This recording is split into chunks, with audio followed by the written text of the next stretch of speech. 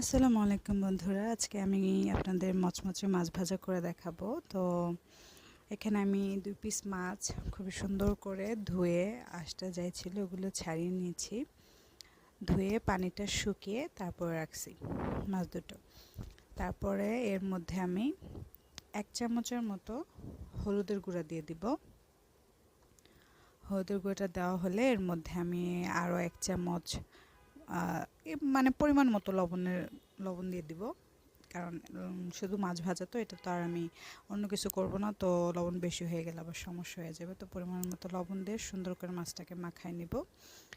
মাখিয়ে নেওয়া হয়ে গেলে সব জায়গায় একটু ভরে নেব। মাখিয়ে নেওয়া হয়ে গেছে। এখন আমি একটা কড়াই চুলার মধ্যে বসিয়ে তেল দিয়ে নিলাম। তেলটা একটু ঘুরিয়ে দিচ্ছি, এটা আমার অভ্যাস অ্যাকচুয়ালি। তো তেলটা একদম গরম হয়ে গেছে। এখন এর মধ্যে আমি মাছটা দিয়ে দিব।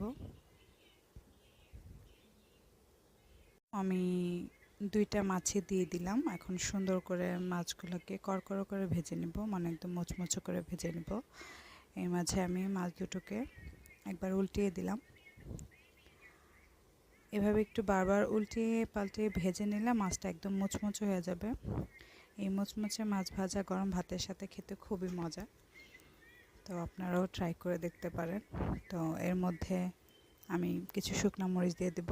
আমার কাছে শুকনো মরিচের সাথে মচমচে মাছ ভাজা দিয়ে গরম ভাত খেতে খুবই ভালো লাগে। তো এই তো আরেকবার উল্টিয়ে পাল্টিয়ে এখন আমি মাছটা নিয়ে নিলাম। আমার মাছ ভাজাটা হয়ে গেছে। শুকনো মরিচগুলো উঠিয়ে নিলাম। তো এই তো আমার মাছ ভাজা হয়ে গেছে। থ্যাংক ইউ সবাইকে ভিডিওটা দেখার জন্য। প্লিজ একটা লাইক করে দেবেন আমার নতুন চ্যানেল।